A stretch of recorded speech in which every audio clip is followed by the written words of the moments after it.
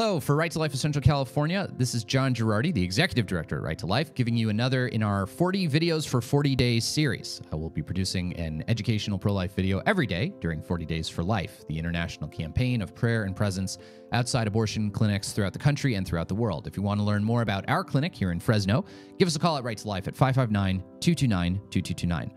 We're talking a little bit more about my favorite new pro-life book that I've read, What It Means to Be Human, written by one of my old law school professors, Carter Snead. It's available from Harvard University Press. And it's talking about his central thesis that our way of thinking about human beings and what it means to be human is screwed up, which results in bad law. He applies this to end-of-life issues. Now, the central animating philosophy behind people who endorse physician-assisted suicide, which is legal here in California and in a number of other states, is basically what's called expressive individualism.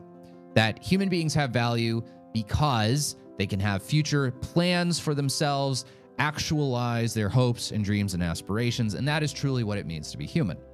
Professor Snead notes that this doesn't account for a lot of different classes of humans who don't do that. People with a mental disability, babies, the very elderly, and that you don't become more valuable because of your expressive individualism. You have to realize human beings are made up of bodies, and bodies exist on a spectrum of disability. Sometimes we are weak and in need of care from others. Sometimes we are strong and we need to care for others.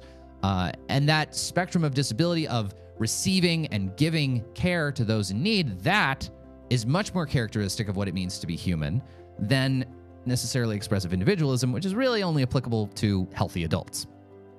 With end-of-life issues, the idea is that, well, everyone is sort of atomized and on their own. If you're at the end of life, you have a terminal illness, you as an expressive individual can decide to take your own life. But again, that seems like it's compassionate. That seems like it's animated by, oh, free choice. But what it really does is it lets other people off the hook.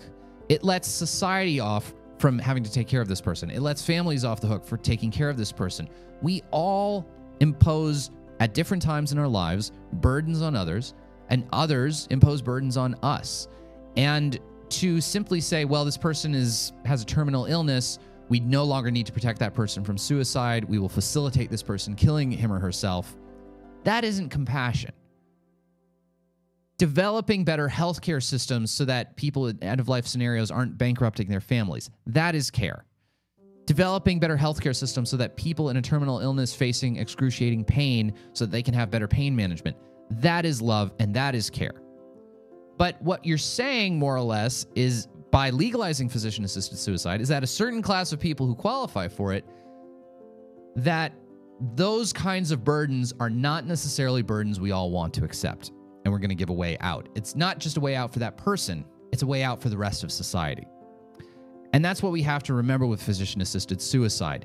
It isn't really compassionate to tell someone, a lower-income person who has cancer, who might be feeling like he is a burden on others, who might be feeling the very likely depression that comes with a terminal diagnosis, to say, yeah, you probably are a burden on others. Why don't you cheaply kill yourself rather than take advantage of more expensive healthcare treatments? So again, to be human means to have to impose on others, but at times also to gratefully receive care from others, to care for others and to receive care. That's what it means to be human. All of us at one point or another will be weak, will be defenseless, will be in some sense disabled. And to exclude certain disabilities from the circle of humanity is really just cruel. For Right to Life of Central California, I'm John Girardi.